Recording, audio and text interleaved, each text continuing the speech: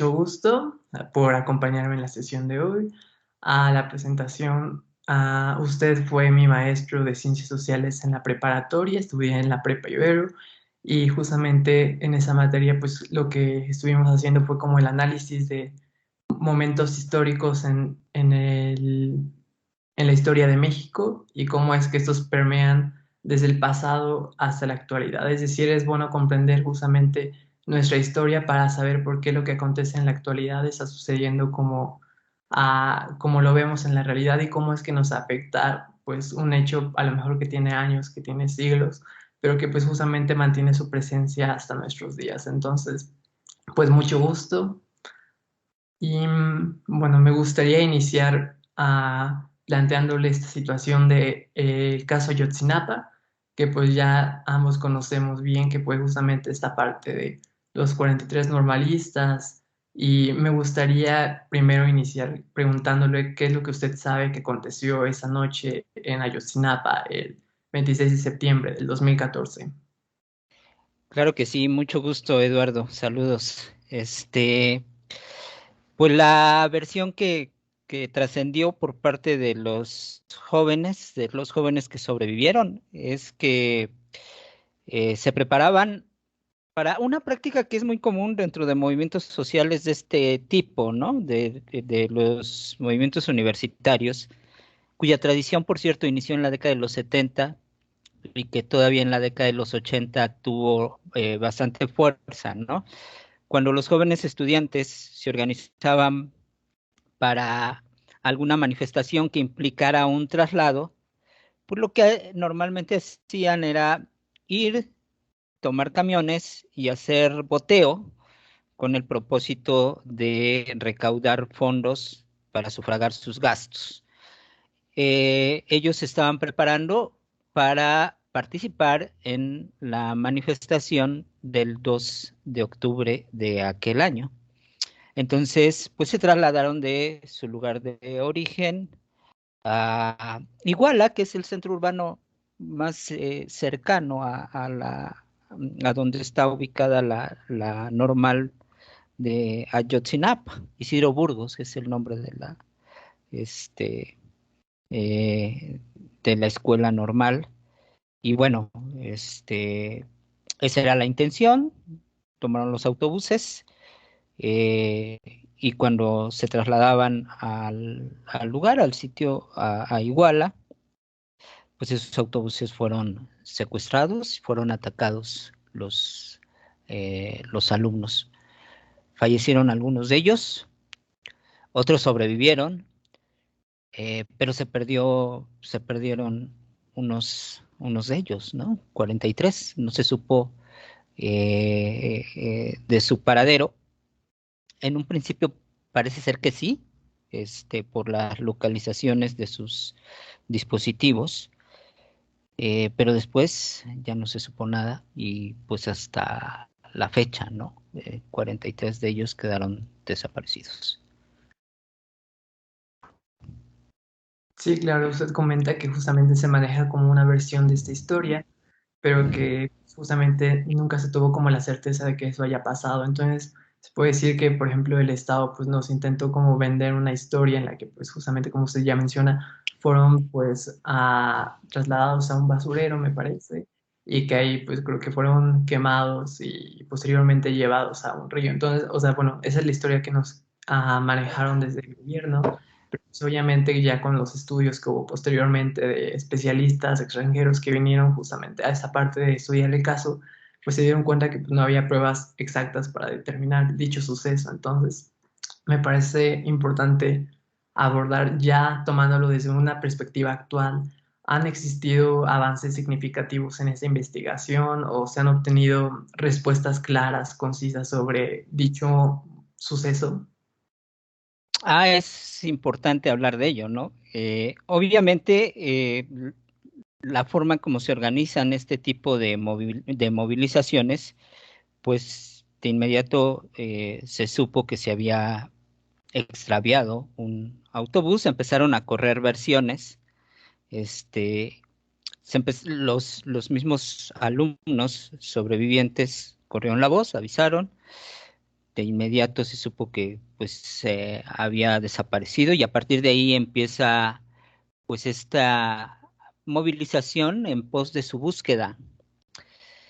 De manera tal que pues desde el Estado empiezan a correr versiones, ¿no? Una primera versión implica directamente al presidente municipal y a su pareja, a su esposa, a quienes, pues de alguna manera les echan la culpa, ¿no? Esa primera versión no satisfizo a nadie, a pesar de que detuvieron a los presuntos responsables, ¿no? Posteriormente, el gobierno federal, pues crea una comisión, ¿no? Este país está lleno de esas comisiones que se supone brindarían ante las protestas de la primera versión, pues brindarían una versión definitiva.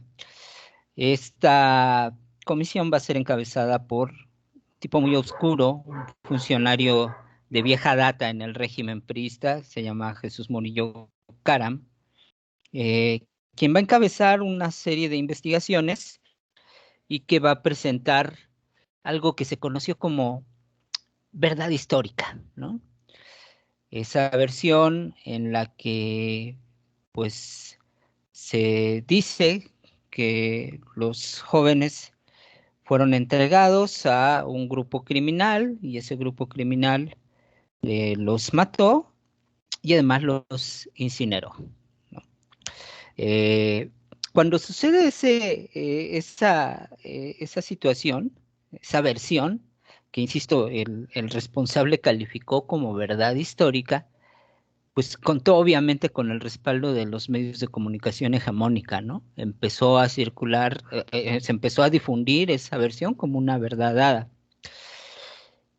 Verdad que tampoco satisface a los, sobre todo a los familiares de los jóvenes, ¿no?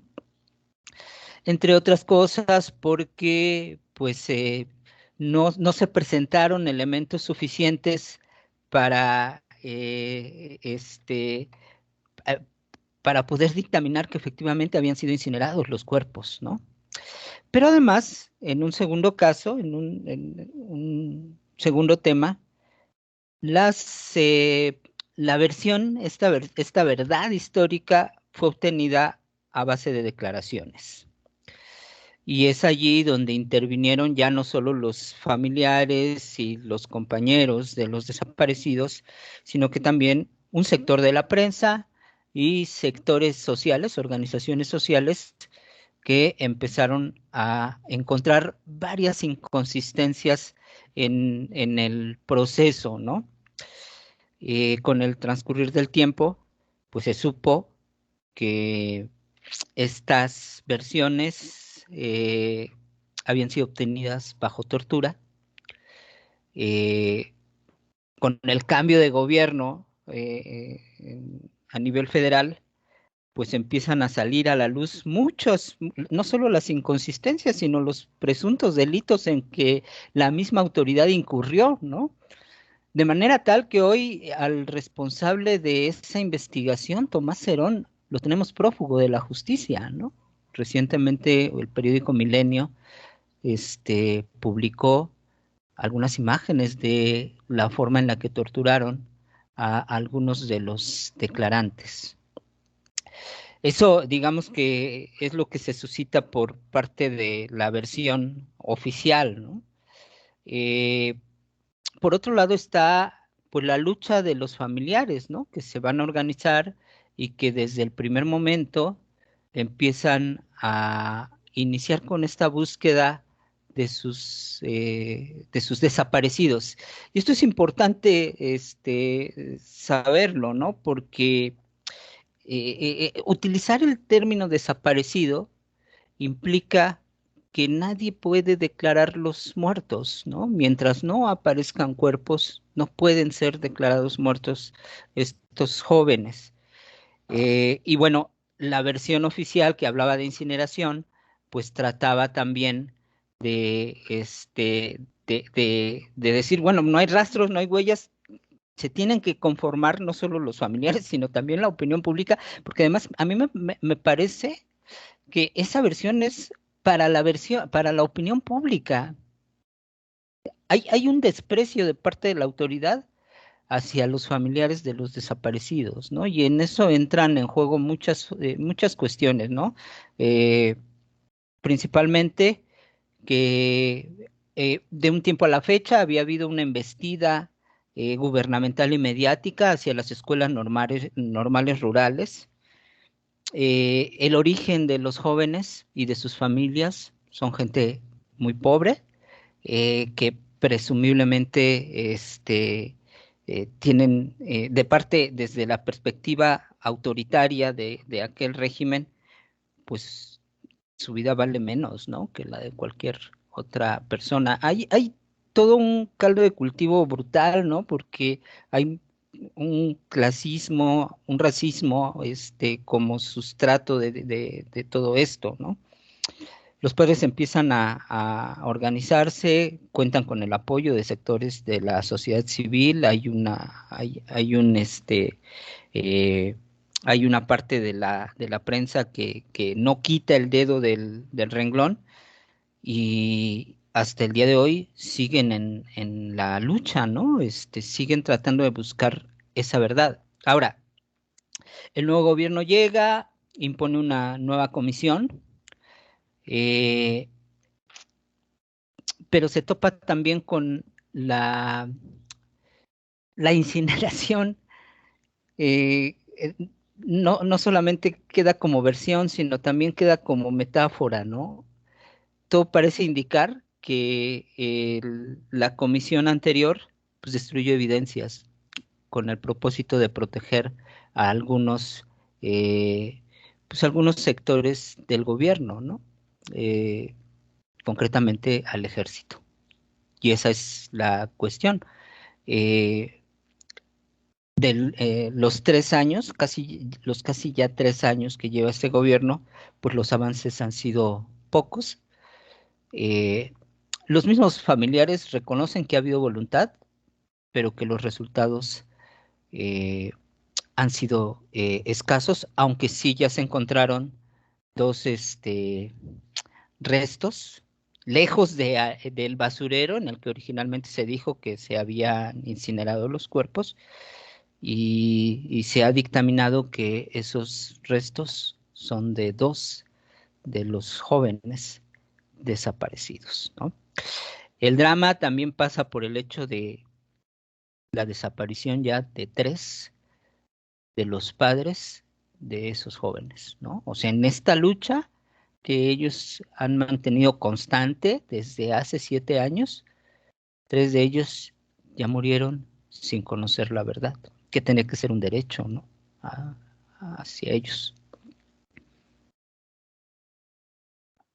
Claro, me parece muy importante todo lo que menciona porque pues justamente hablando desde la parte, por ejemplo, del Estado, si el Estado mismo pues oculta las evidencias, pues no deja como otra vía para expresar por medio, por ejemplo, de los medios de comunicación, pues una verdad o pues limita justamente las alternativas de lo que pudo haber pasado esa noche y pues justamente orilla a quedarnos con esa explicación oficial a través de lo que usted ya nos comentaba sobre la verdad histórica. Entonces, pues a partir de ello, también preguntarle, ¿cómo considera que, por ejemplo, los medios de comunicación han tomado un papel en el tema? O sea, ¿de qué forma manejaron la información al respecto? Bueno, sabemos perfectamente que en el gobierno de Enrique Peña Nieto, pues los medios de comunicación hegemónicos tenían una relación muy estrecha con ese gobierno, ¿no? Y por lo tanto la difusión de la versión oficialista pues fue ampliamente difundida. Vivimos tiempos interesantes, ¿no?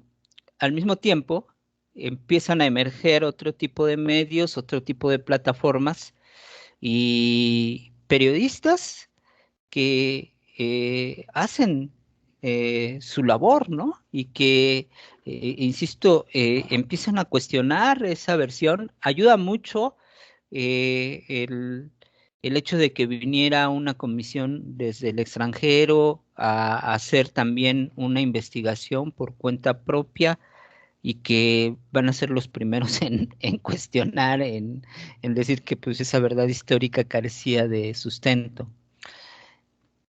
Esto refleja también la relación que hay entre los medios de comunicación, ¿no? Eh, y cómo ha cambiado actualmente. Es decir, todavía en el sexenio de Enrique Peña Nieto podemos decir que hay un control de parte del Estado, no sé si llamarlo control o complicidad, ¿no? De parte del Estado mexicano con los medios de comunicación que todavía tienen una influencia importante dentro de la población.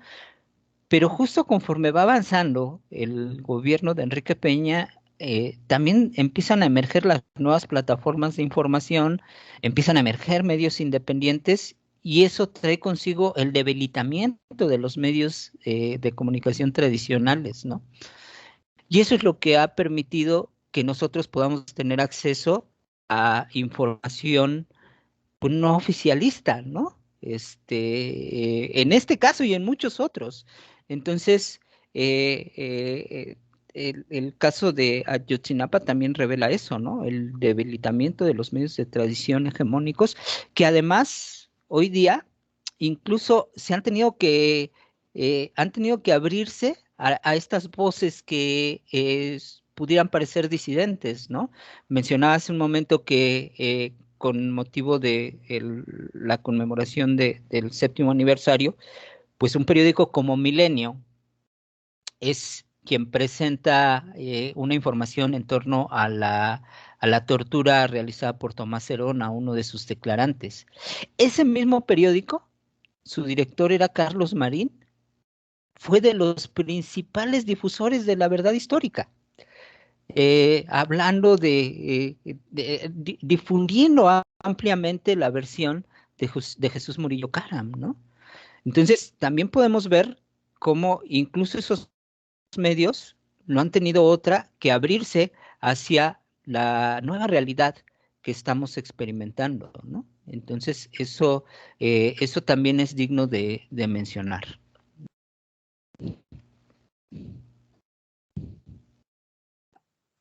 Sí, claro, justamente los medios estaban bastante, bueno, eran bastante intrínsecos a la relación que tenían con el Estado y a partir de ello, pues justamente lo que ayudaban era la difusión de esta verdad histórica en la que pues justamente había contactos que pues se encargaban de que pues, los mismos periódicos estuvieran a cargo de esta difusión y que pues obviamente hicieran llegar a la población.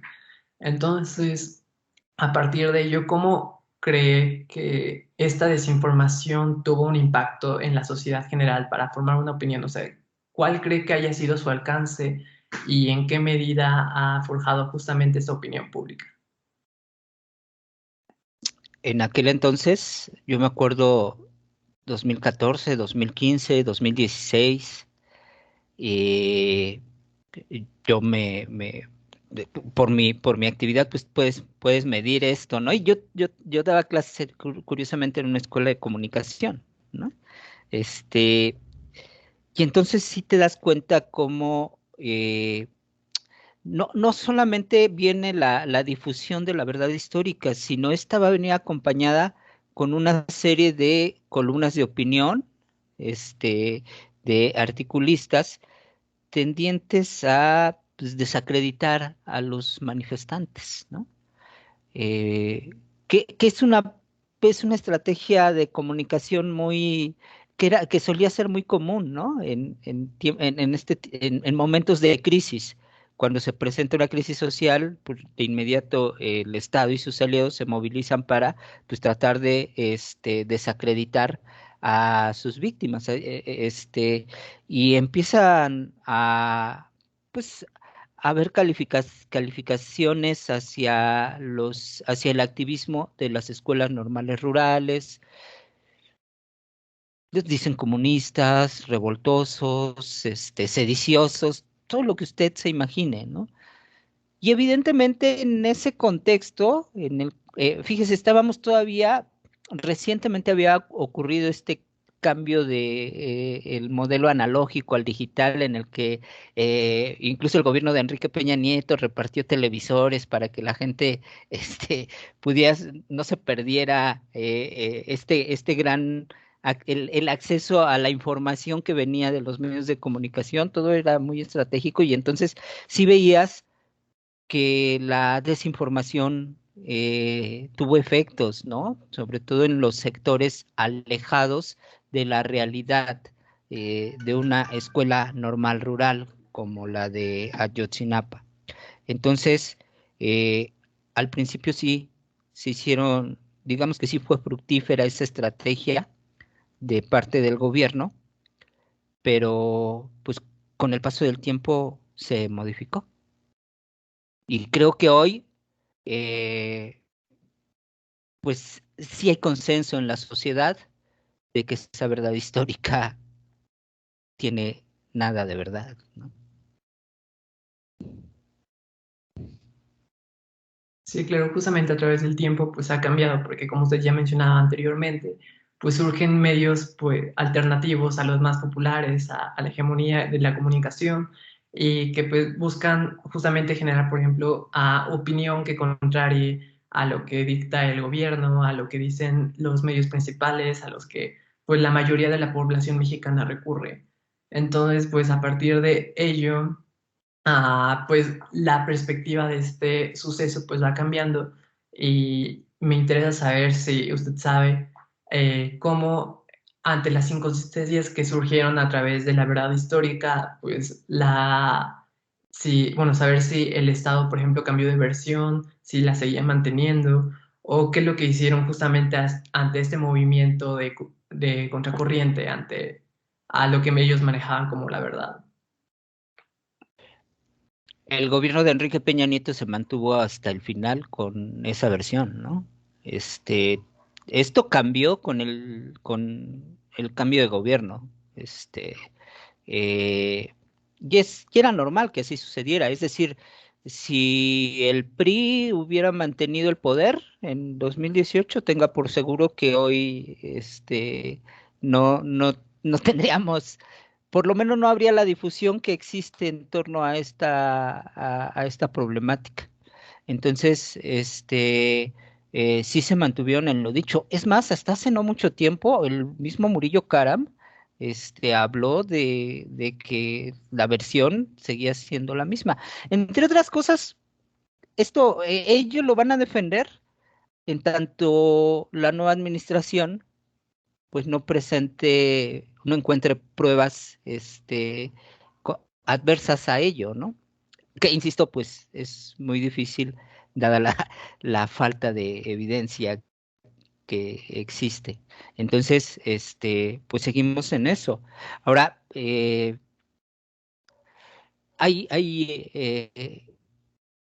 bien ha habido voluntad, creo que todavía podría haber un poco más, sobre todo del ejército, ¿no? Porque mucho de lo que se ha sabido en la actualidad es que si bien nadie puede afirmar que el ejército tuvo que ver en la desaparición física de los estudiantes, se sabe que sí estuvieron presentes, o sea, que sí hubo gente del ejército que, que estuvo al tanto de todo lo que ocurrió en aquel tiempo, en aquellos días. Eh, ok, si no fue por comisión, por lo menos por omisión, ellos sí tendrían que tener información, ¿no? Y independientemente de lo que sucedió con las instancias civiles, pues me parece que el ejército todavía tendría algo que decir al respecto. Entendemos también eh, que pues en una estructura militar ese tipo de cosas son muy celosamente guardadas, ¿no? Veremos si eso puede, si la presión social, y eso es importante que siga existiendo, ¿no? La movilización, la presión, pues obligue a que algunas instituciones del Estado mexicano, pues se abran. ¿no? Y permitan que se conozca más de lo que se conoce hasta el momento.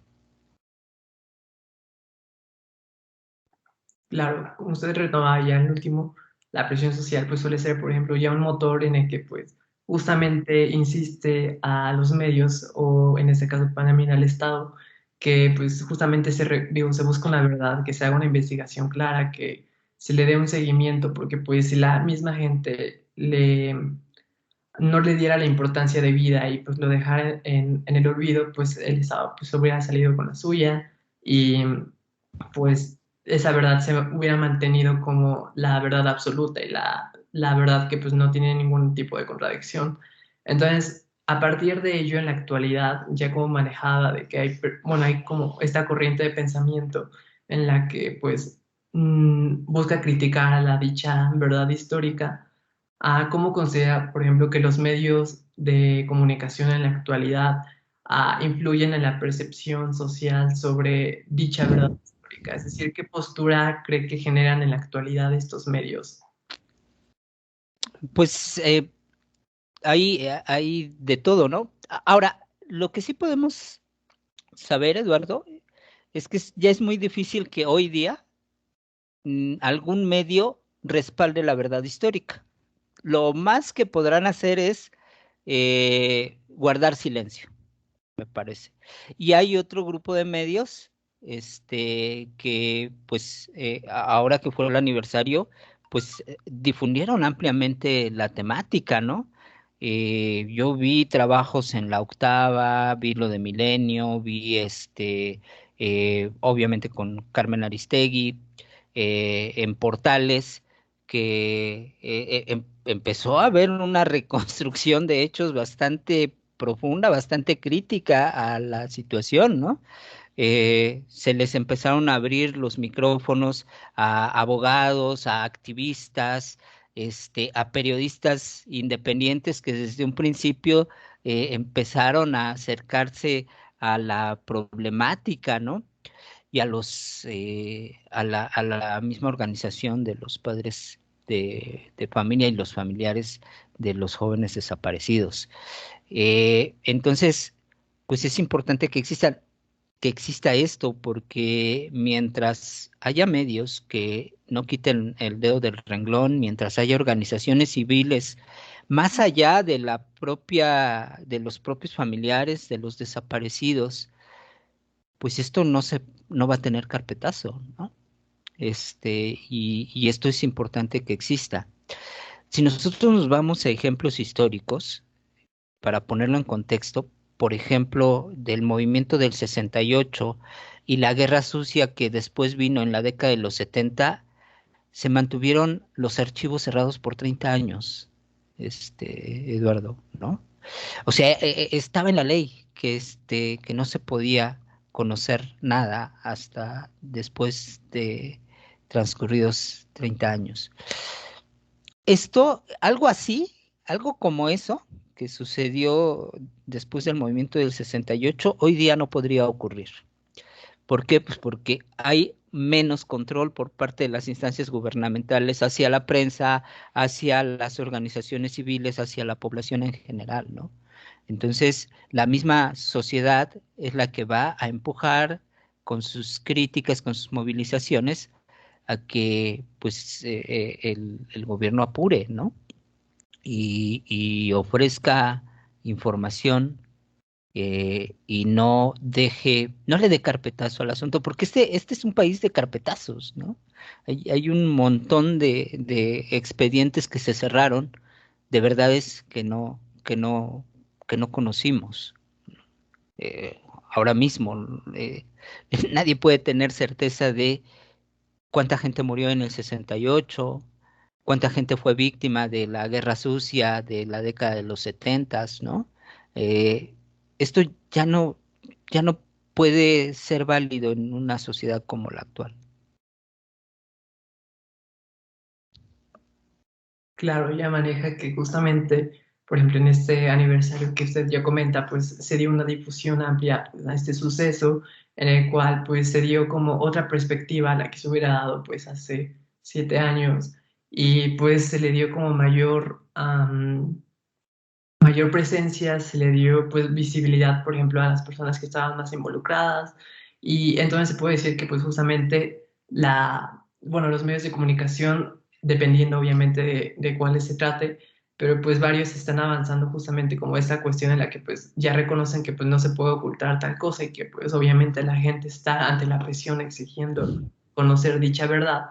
Entonces pues lo que hacen es justamente tratar desde ese ámbito de interés y a partir de esto, pues también resulta importante, pues, el preguntarnos, por ejemplo, cómo toma la sociedad esta información que actualmente los medios de comunicación están brindando, porque pues a lo mejor y la gente, o sea, pues le dio como mucho interés en ese momento, en el 2014 porque pues era algo reciente, era algo fresco, pero pues a lo mejor ahorita pues ya no le presentan atención, ¿no? O a lo mejor pues ya no les es tan relevante, pues a pesar de que esto sigue en pie, sigue en marcha y pues sigue pasando. Entonces, me interesa saber desde su opinión si considera que la población se está actualmente informando adecuadamente sobre el tema ante las notas que están saliendo día tras día y si considera que aún existe como ese interés en conocer la verdad.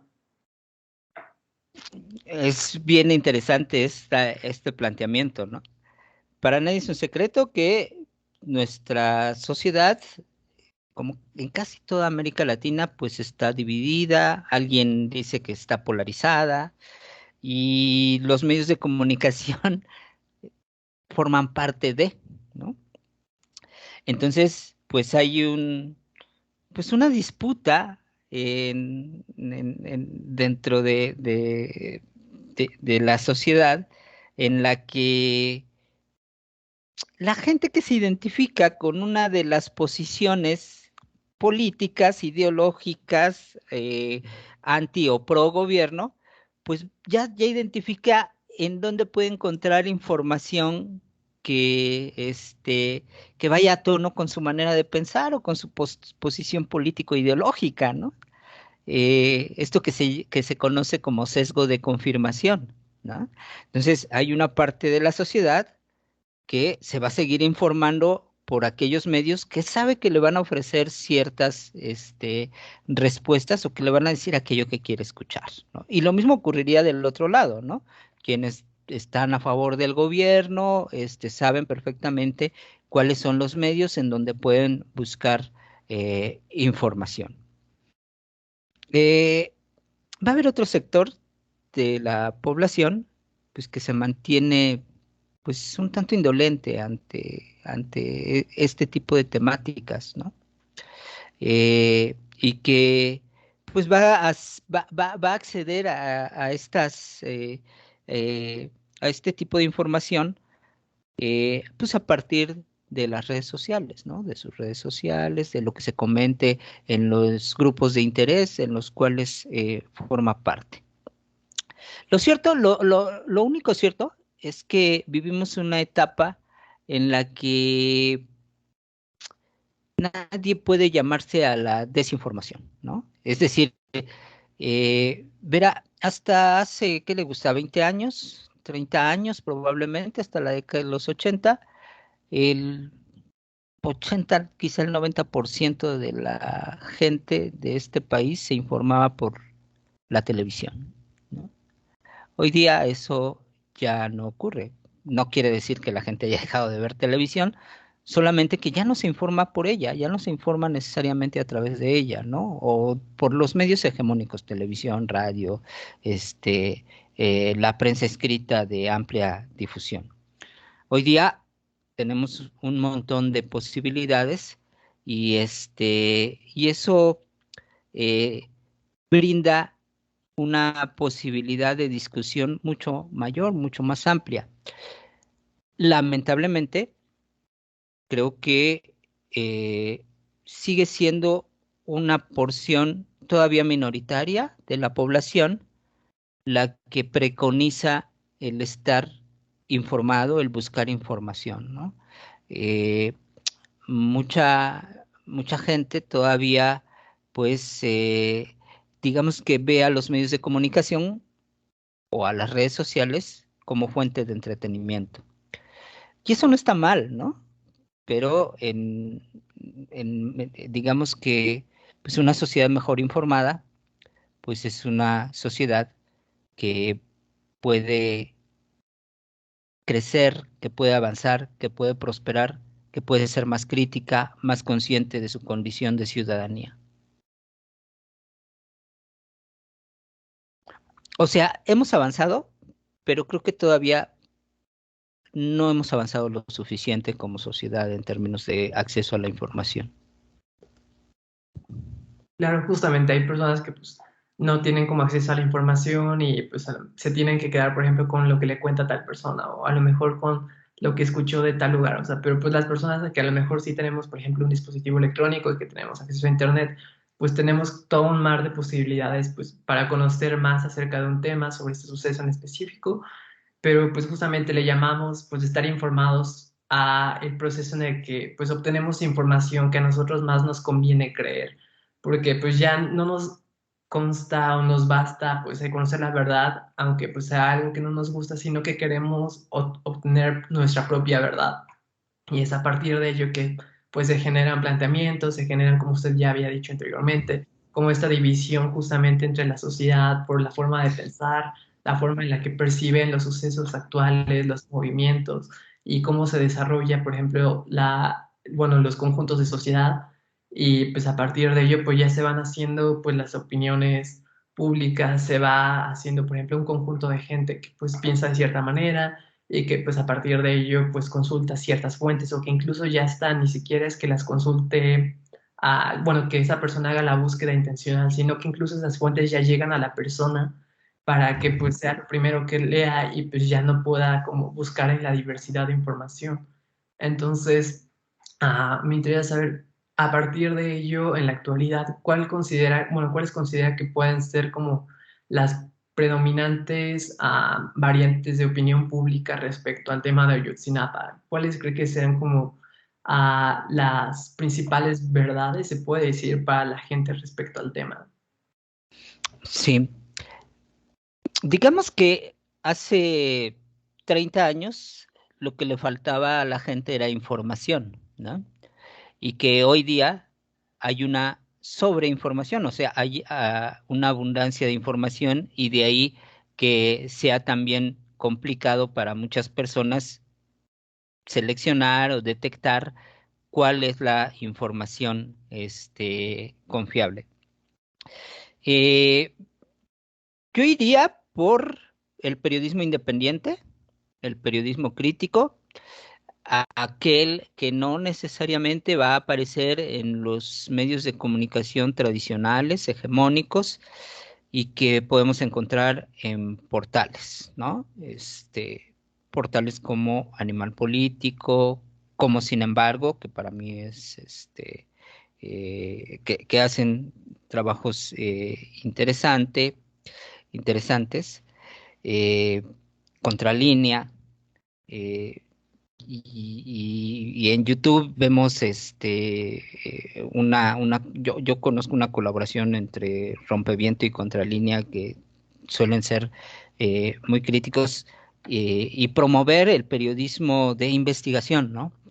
Porque esta es una cuestión importante, Eduardo.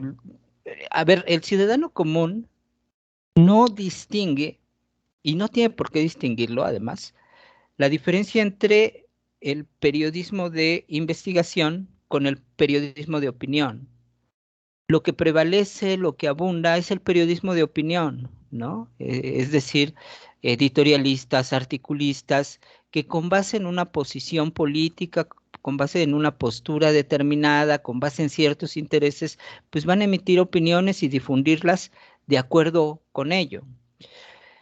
El otro tipo de periodismo es el que se debe de buscar, ¿no? El periodismo de investigación y que está presente tanto en los grandes medios como en los medios alternativos, solo que en los grandes medios como que no tienen un papel preponderante.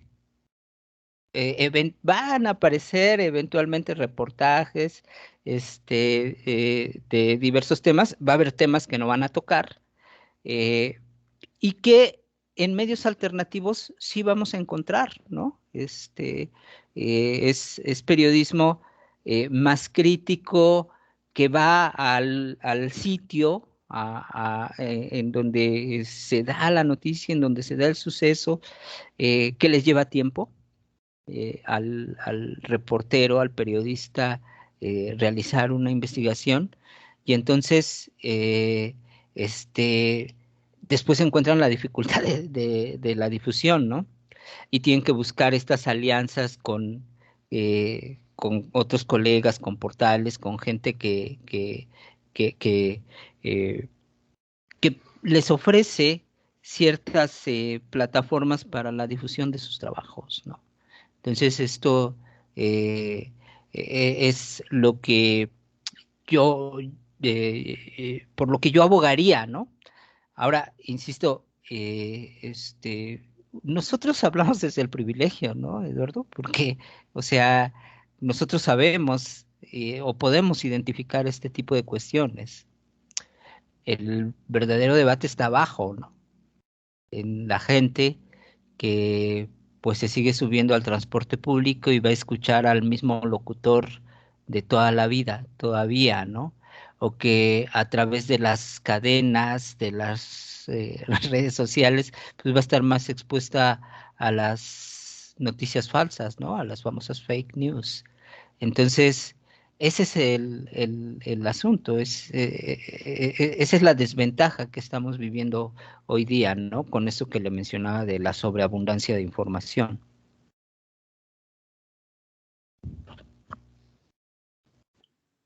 Sí, totalmente. Pues nosotros ya conocemos, por ejemplo, bueno, ya tenemos también una corriente en la que pues a lo mejor pensamos de cierta manera, pero pues hay que reconocer que justamente no todas las personas piensan de la misma forma, porque pues están sujetos a ciertas condiciones del entorno que pues a lo mejor no se percatan, pero pues están moldeando constantemente la forma en la que quieren que ellos piensen, en la que ellos actúen y en la que se desenvuelvan y coexistan con las demás personas. Entonces, tiene que ver con estos factores que tal vez ni siquiera vemos, pero que están presentes ahí para que pues a lo mejor cierta persona pues tenga ese pensamiento, pero por la otra pues pueda, uno piense de otra forma. Entonces, pues a partir de ello ya, bueno, estuvimos hablando, por ejemplo, de los medios de comunicación, en ese caso, pues como periódicos, a lo mejor ahorita de lo que mencionaba de locutor, pues algún programa de radio, pero pues también creo que la educación tal vez no es reconocida como una forma de, bueno, un medio de comunicación, pero pues definitivamente a través de ello, pues podemos dar como este paso a compartir ideas, a también conocer más sobre un tema, porque pues justamente es, por ejemplo, en esta parte de los centros educativos, donde pues aprendemos muchas de las cosas que vemos en nuestro entorno y a partir de ello pues ya las analizamos y las entendemos desde lo que acontece en nuestra vida y desde lo que acontece, por ejemplo, en la vida de otra persona que tal vez no conocemos, pero que a partir de lo que vemos justamente podemos entender por qué pasa lo que vemos o lo que incluso no vemos. Entonces, pues me interesa también saber si desde la educación, ya sea por ejemplo en un nivel a medio o en un nivel superior, considera que se está dando como la visibilidad o se está dando esta parte de análisis y reflexión justa al tema. O si cree que, por ejemplo, a lo mejor no ha sido como suficientemente abarcado en las instituciones educativas. Ya, esa una es una excelente temática a abordar, ¿no? Eh, Creo que hay universidades que preconizan, promueven entre sus estudiantes un pensamiento crítico. Me temo que son las menos, ¿no? Lamentablemente. Eh, Lamentablemente también ocurre dentro de las instituciones públicas de educación superior.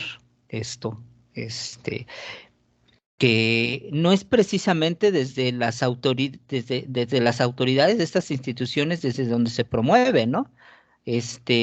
Al contrario, es el propio estudiantado quien se organiza, quien difunde estas versiones alternativas de la realidad.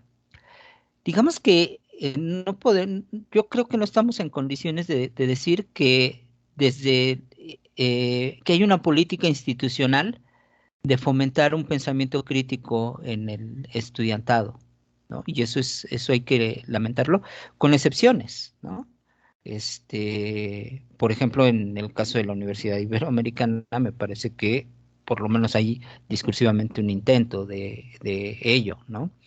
Eh, Hay otras en las que, pues, me parece que esos temas ni siquiera se discuten. Y eso sí es preocupante. Durante muchos años se pensó que la educación era la gran barrera para romper con todos estos mecanismos de control social y de manipulación, ¿no? Sin embargo, los grupos dominantes de la sociedad entendieron que efectivamente la educación podía ser una alternativa a la dominación o al control social. Y entonces lo que hicieron fue, pues, cooptar a las instituciones educativas, ¿no?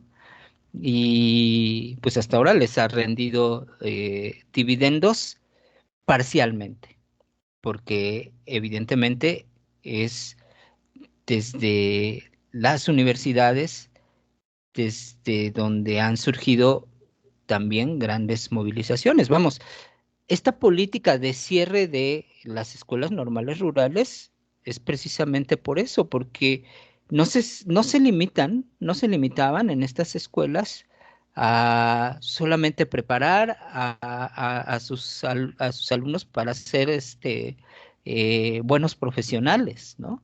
Sino mm, los preparaban dentro de un pensamiento crítico importante que los llevaba a la organización de sus comunidades y a la movilización. De las escuelas normales rurales han surgido grandes luchadores sociales, incluso guerrilleros, ¿no? Genaro Vázquez, Lucio Cabañas, Rubén Jaramillo, eh, salieron, algunos de ellos fueron profesores, ¿no?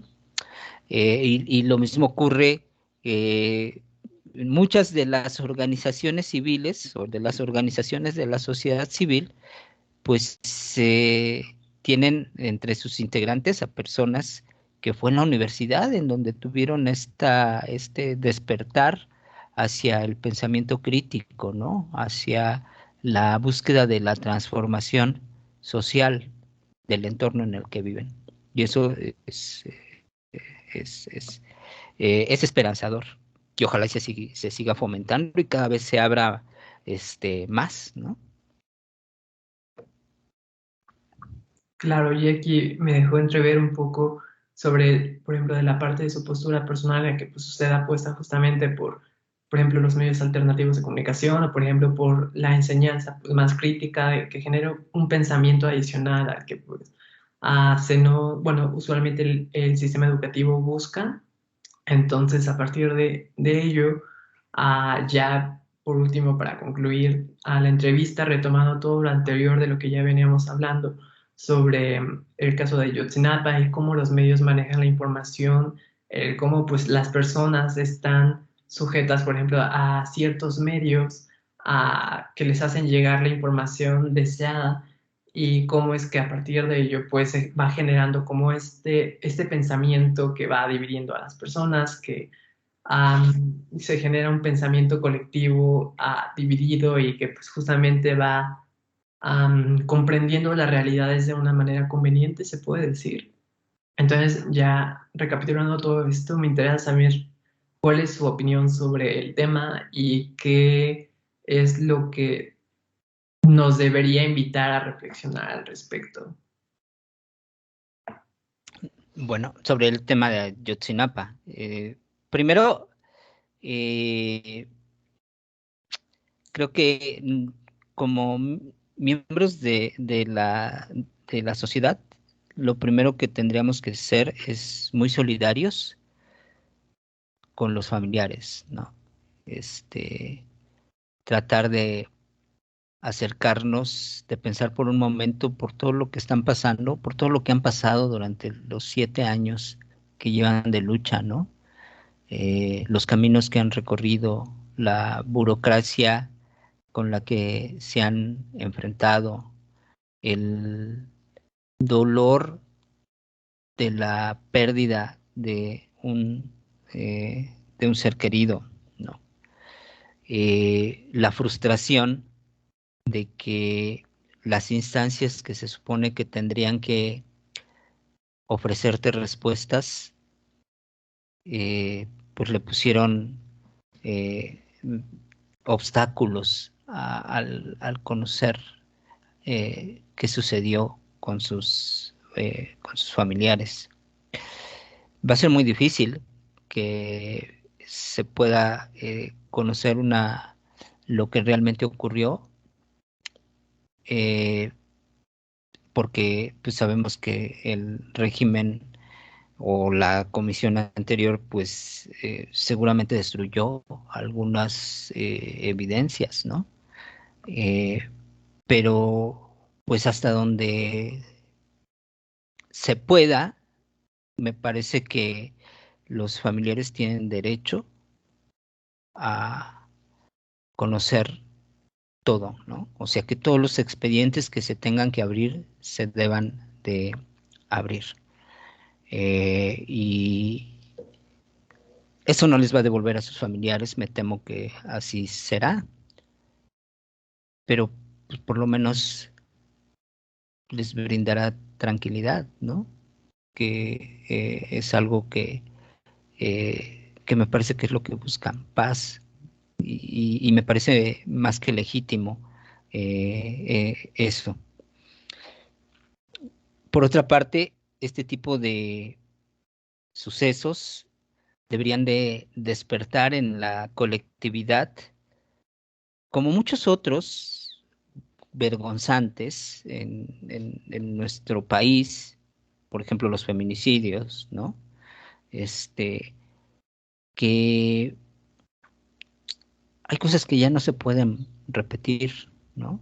Que ya no deberían de, de existir. Por eso es importante que no se pierda la visibilidad en este tipo de situaciones, ¿no?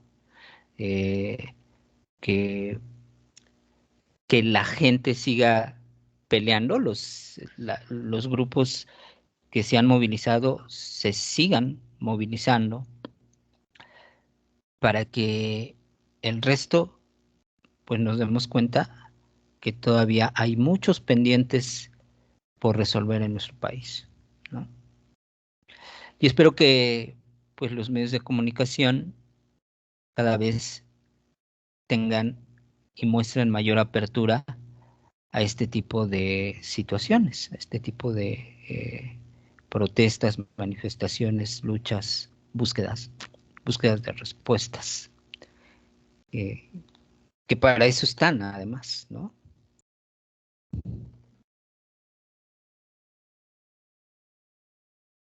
Totalmente de acuerdo con lo que usted menciona. Justamente la paz, la verdad, pues son derechos a los que pues, las personas deberían estar, ah, en los que deberían ser presentes y pues no se deberían negárselos y pues menos en esa situación. O sea, que esa situación para empezar pues nunca debería haber pasado, pero pues lamentablemente así es y pues justamente los medios que a lo mejor como usted ya recapitulaba, nos deberían brindar las respuestas, pues a lo mejor nos las ocultan o incluso pues están como vendidas con fines políticos, bueno, con intereses políticos más bien, que justamente ayudan a que pues ciertas personas pues no se vean afectadas. Entonces, parecía que desde estos ámbitos, por ejemplo, de la política, que desde los medios de comunicación se ha olvidado que pues el sujeto, a la persona principal a la que pues se debe defender es pues a la sociedad en colectivo, es a los integrantes, a las integrantes de un país y que por ende se les debe proteger, pero lamentablemente, como ya mencionó, existen otros muchos casos que también pueden ser nombrados en los que se ha visto precisamente que esto no es lo que acontece en nuestro país y pues se puede incluso decir que en el mundo en general. Y pues a partir de ello, pues sí invita a a tener más empatía, porque tal vez ya como mencionaba antes, hablamos, por ejemplo, como desde el privilegio, porque nosotros no sabemos realmente lo que pasó y pues estamos alejados a miles de kilómetros, no tenemos a lo mejor familia ahí, entonces no podemos dimensionar el sentimiento y el impacto que brindó en la vida de esas personas, pero definitivamente pues merecen el derecho al menos a saber qué es lo que pasó y pues yo creo que es lo menos que se puede hacer por ahora, que justamente los medios sean verdaderamente de ayuda para que esas personas puedan obtener la verdad que merecen. Y pues bueno, le quería agradecer por esta entrevista.